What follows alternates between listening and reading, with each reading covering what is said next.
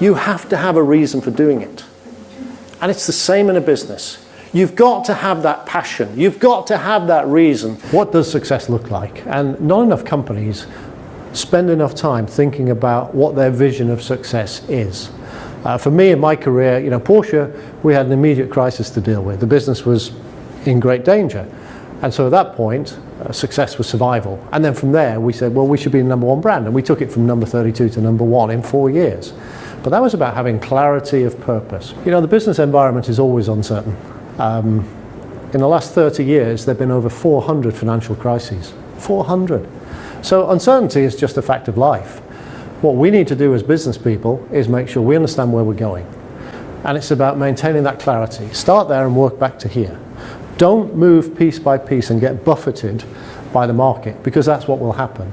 We've created an organization called Extreme Leaders, and we take the lessons that we've learned over the last 25 years and apply those to businesses. So we're having a lot of fun helping companies of, again, ordinary people, if you use that expression, to become extraordinary. It is about thinking differently and thinking big. It is about saying, I've got a dream. I can go out and I can achieve something that is extraordinary. People said to me, well, you're totally surprised by Brexit. And I said, actually, I wasn't. Because I'd spoken to a lot of my business colleagues, and they'd said, we want out. We want out. Now, that's not out of Europe, because we're not out of Europe. It's still there. It's 15 miles the other side of Dover. But it's out of the bureaucracy, out of an organisation which isn't fit for purpose. I don't want to come out of Europe. What I do want to do is see a more competitive, a more agile, really more exciting Europe, which is led by people who understand where we need to go. It is about understanding that people want to go on a journey. People want to do something that they can look back on and say, we did that, we built that. I don't actually believe you can motivate people. I believe you can inspire people, but people have to motivate themselves.